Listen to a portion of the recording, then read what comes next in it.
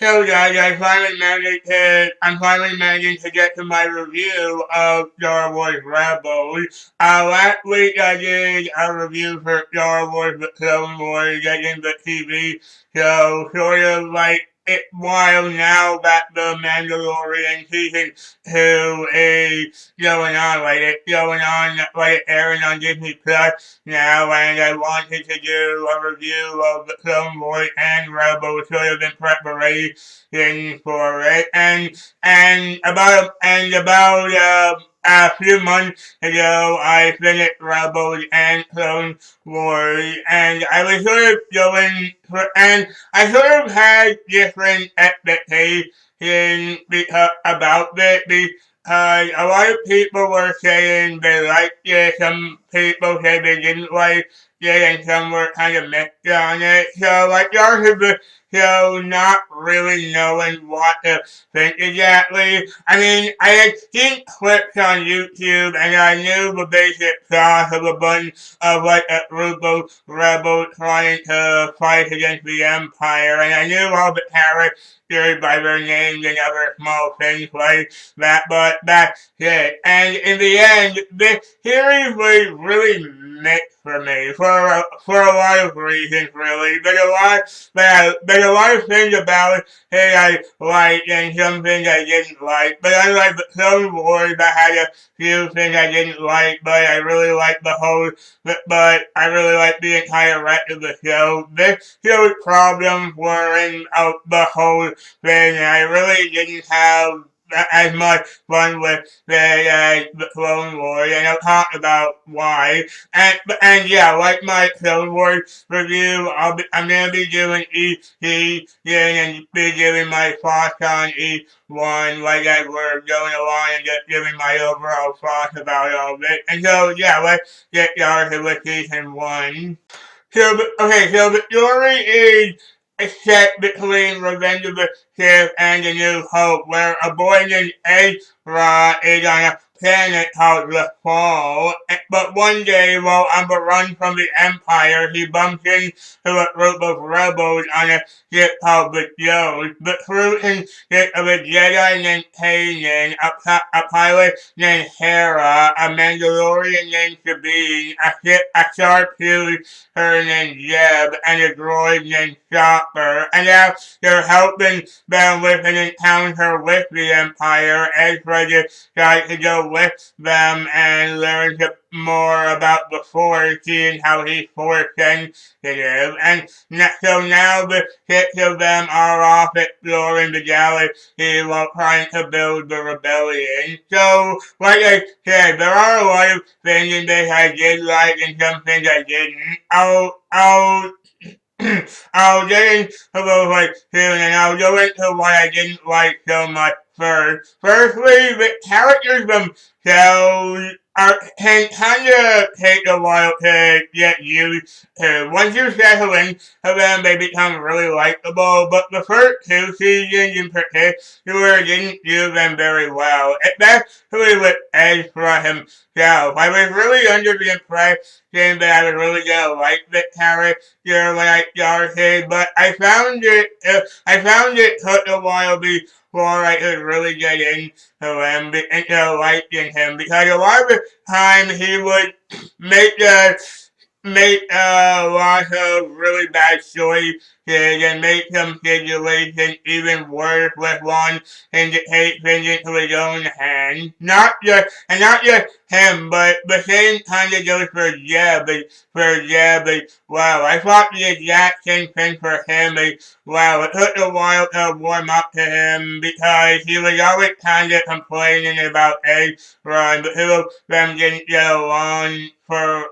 a lot. But like Ezra, I did end up liking him more as it kept going. But probably the main character I didn't like at all for almost the entire series was Chopper. He's an astromech like R2, but a lot of the time he was really annoying by doing something really stupid or annoying the other crew members and just try and kind of being selfish in in a few episodes too. There are some moments when he shines and he does get some nice moments, but overall he's probably the main character I like the least. And again, there are some episodes in this that I thought he thought were a bit kind of boring and when others like in the Clone Wars. But with all that out of the way, let's get into the series itself and go through my proper thoughts on all of it. So the main focus of the series is about the crew just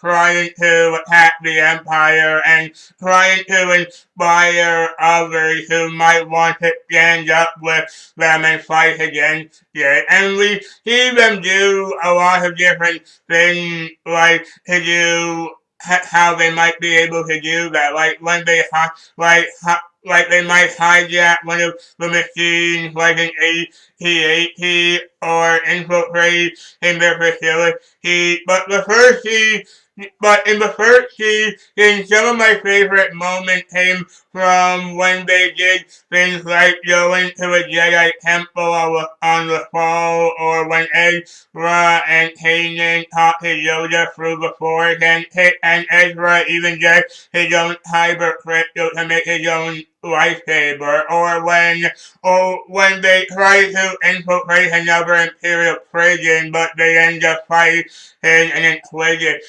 who are basically like the Jedi hunters. And yeah, every time they did that, I really loved episodes like that, because not only were we going through a fun story, but the characters were shown doing a lot of cool things, and the first season had a lot of moments like that. The last episode of season 1 had a lot of that in particular, but then it made even better when at the very end of the last episode of season 1, we see Ahsoka. Like in my Clone Wars review, I said I love Ahsoka, and I love seeing her back again in this series. Not only is she much older now with being an adult in this series, but she's a lot more mature, and it's great to see her sharing knowledge with the crew, especially Ezra and Kanan, and she becomes an integral character for the next season.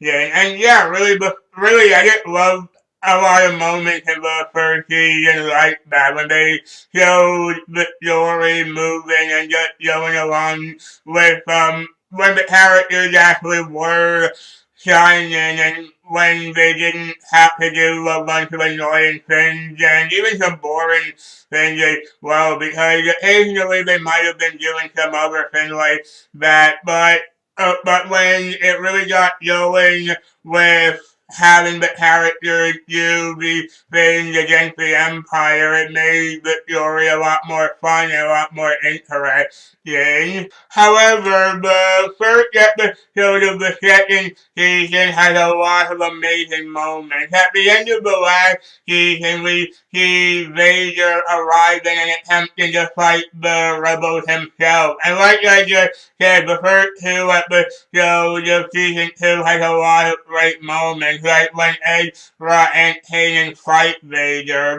and then that leads to a fight out in space where Vader attacks the rebel fleet on his own, and Ahsoka is there to sort of be interested who he is. And I like how Ahsoka is sort of trying to deny the fact that it's Anakin, because she's not too sure about it anyway. But then in the very next episode, she sends Ezra, Kanan, Sabine, and Jeb to find someone who ends up being Rex. I was really excited to see this, because not only are we seeing Rex again, who, like Ahsoka, is a character I absolutely love from the Clone Wars, but it's made even better when he joins up with them to help in whatever way he can. And the series also brings back Hondo from the Clone Wars, who, like I said in that review, was like this pirate character, who is kind of weirder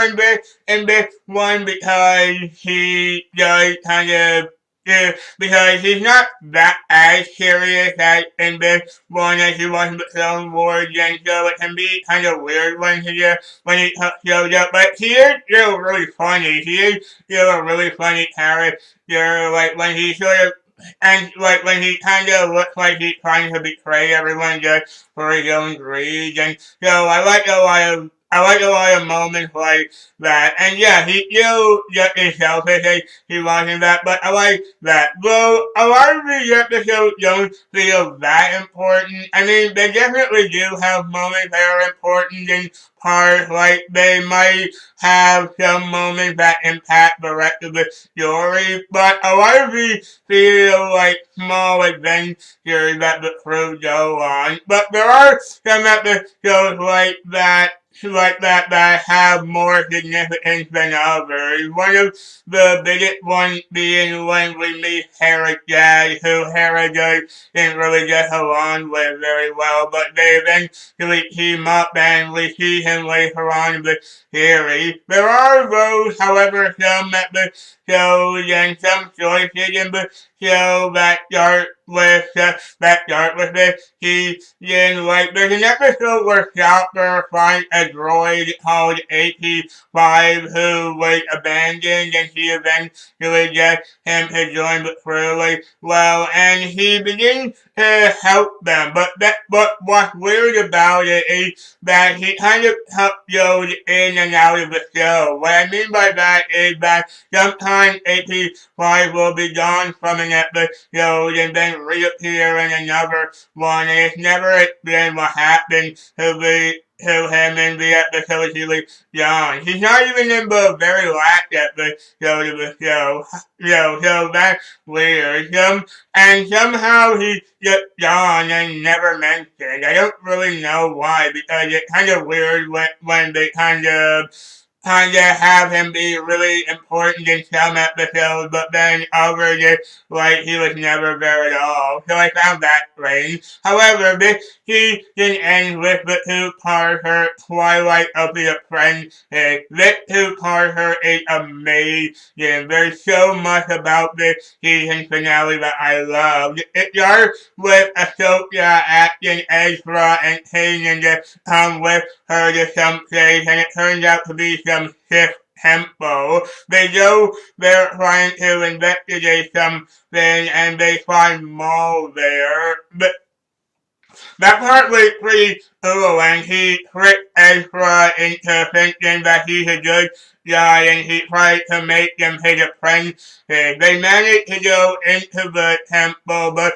then Maul began to fight just like Kanan and so yeah, and he manages to blind Kanan. This whole sequence as they're like making their way up the temple is such a blast. Because it kind of looks like Maul good, even though we know he's obviously not. But it's cool to see him fight alongside Ezra, Kanan, and Ahsoka. They all team up against some Inquisitors, and then easily like probably the best part of the entire show is when Vader arrives, and we see an amazing action scene with Ahsoka and Vader. Not only is it just really awesome to see Ahsoka actually see Anakin as Vader, but we get a lot of really awesome like dialogue between them, and eventually like they have their fight, and it just really to watch. And it's even cooler like towards the end where Ahsoka like kind of cuts off a baby Matt, and we see a guy, and she eventually realizes that he is Anakin, and so it's cool to see that, and it kind of tragic and heartbreak in a wow. And what Ezra managed to get from the temple was a Sith Ron. I love just about everything to do with these last two episodes of this season. And then, yeah, really just everything in that season finale was just awesome. Really, I think every single thing in this show should have been like this two-parter episode finale. It's a really great part of the show. And then there's a lot more stuff in season 3. It's a lot of the same as what happened in the last season, with some episodes being integral to the story and some feeling a bit like filler. But the first few episodes have a lot of great moments, like when Maul captures the crew of the joke and Ezra and Kanan have to help them, mainly because Maul is trying to find Obi-Wan and he believes getting Ezra help with getting the holocron joke then can lead him to him, and he almost does until Kanan stops him. But the first big main thing that happened in this season is when we're introduced to Grand Admiral Thrawn. This guy is essentially the primary antagonist for the entire rest of the show, and we get a lot of episodes with him trying to capture the rebels and kill the crew. He actually reminds me a lot of Vigo from Dragon Fleet to the Edge. This super smart and cunning villain who can outthink his opponent. But then the following episode is really good when we see Maul meeting up with Ezra again, and this time he's trying to get him to go to Dathomir to use the Night Sister's magic to locate Obi-Wan, which he eventually does. Not only that, but on Dathomir, they also find the dark saber, which Sabine then begins to use, which is really cool. We're also shown more about Sabine here. We learn more about her past and about how she's kind of an outcast from her family and ran away when she was at the Mandalorian Academy. We're then shown her family when she goes back to them with Ezra and Kanan, and she goes to help them there from a Mandalorian traitor called Jar Saxon. And then she absent for a while because she agreed to stay with her family for a bit. And then towards the end of the season, the third last episode of the season had Ezra going to Tatooine because he knows that's where Obi-Wan is, and he believes that he can help them with their fight against the Empire. But then Maul also goes there because he kind of gone there to kill Obi-Wan. So Ezra gets there first, and Obi-Wan convinces him that he doesn't need to come help them. But then Maul appears, and then we finally see Maul die.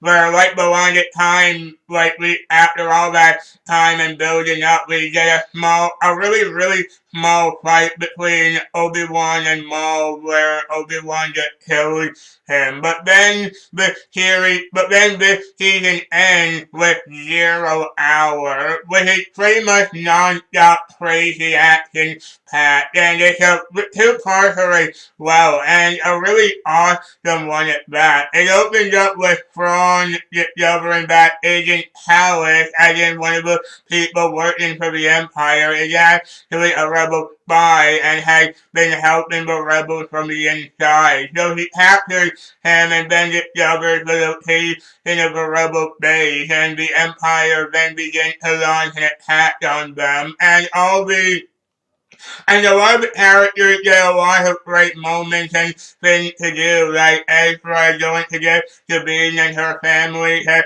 help, and Kanan asking Bendu, a force-sensitive creature from that planet, to help as well. And one of the rebel leaders actually makes a sacrifice by smashing his ship into a Star Destroyer. And Rex gets to lead an attack as well. Seeing him fighting is always awesome. It always kind of keeps me on the edge of my seat whenever he's fighting because I'm always concerned that he's gonna die considering how much I like him. but what really helped is when Bendu sort of transformed into a thunder cloud and attacked from the Empire with lightning. That was really cool. But then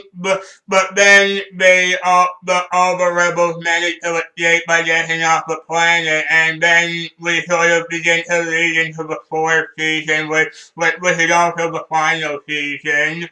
And the fourth season is where so much stuff goes down and it's awesome. The first two episodes are centered around Ezra and Kanan helping Sabine with business on Mandalore.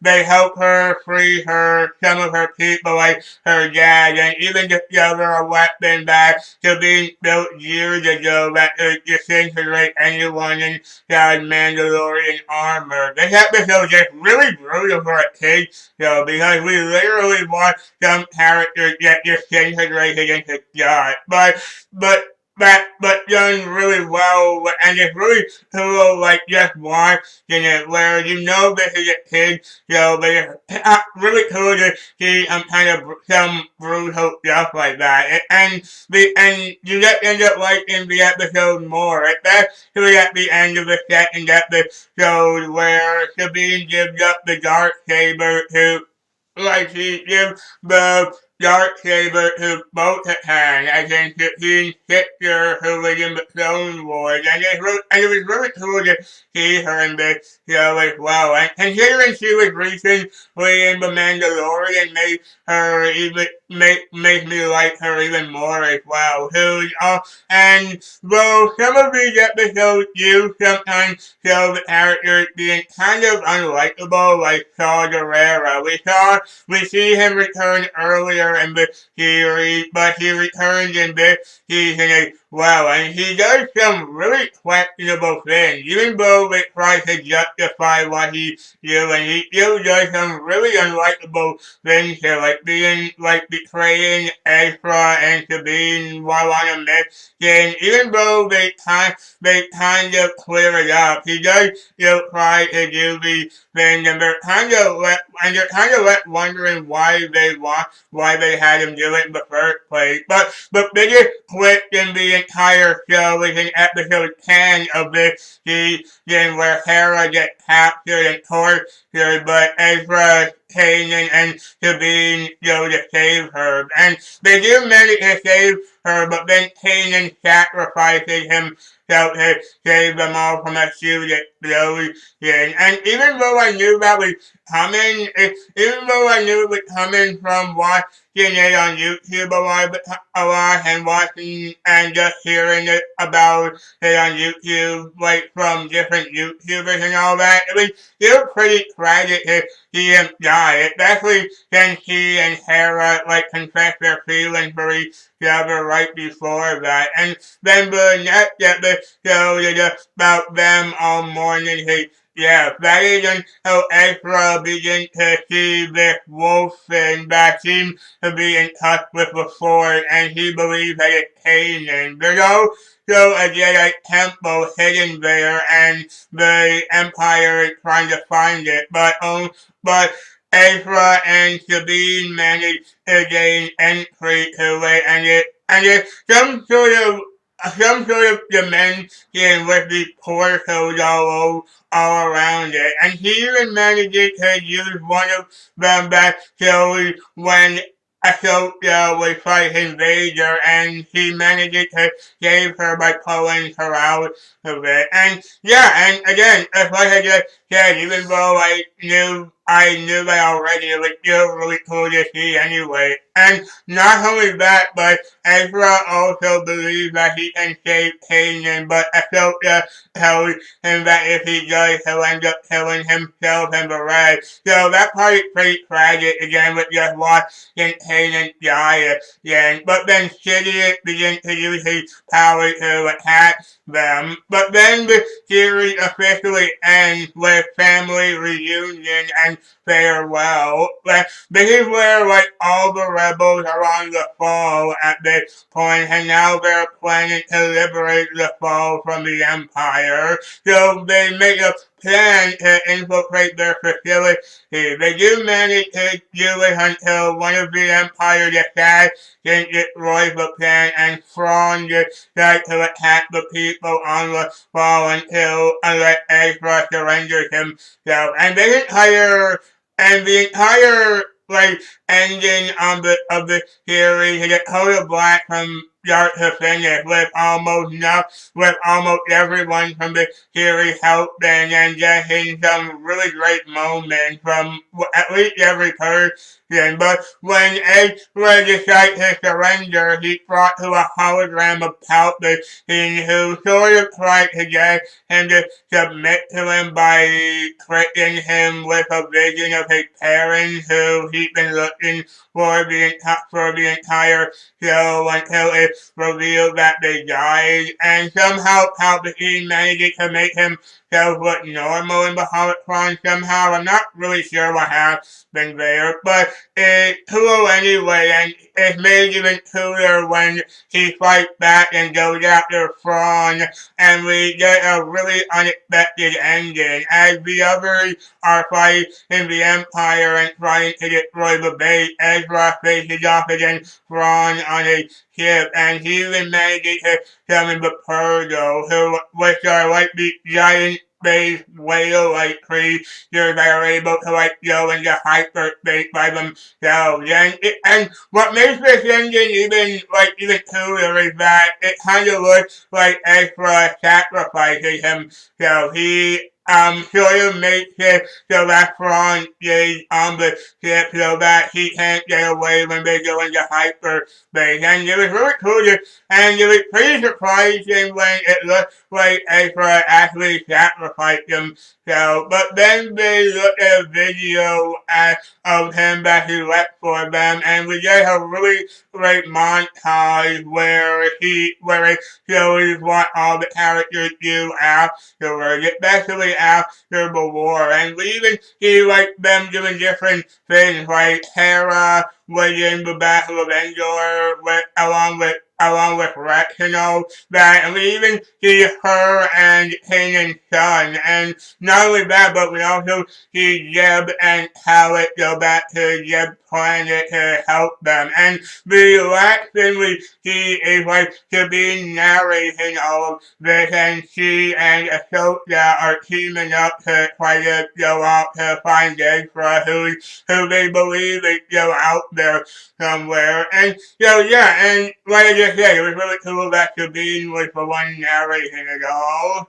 So yeah, overall this series was a huge black to watch for me. It's not perfect at all, but I had a really fun time with it. Again, there are problems with it, and there are some characters that I don't really like in it, but I was really happy to watch this. And everything on the technical side of it is great too. The voice acting is still amazing, the animation, the storytelling, everything like that. Though there is definitely a huge difference in the animation compared to the Clone Wars, and that's that everything is really thin, really thinner in this series. For some reason, everything is thinned down compared to the Clone Wars, and I mean everything. The characters, the lightsabers, the design, everything. I don't know why, but that's just the style this series has. And it's very noticeable with characters like Vader, whose suit and helmet in particular are really thinned down. But that doesn't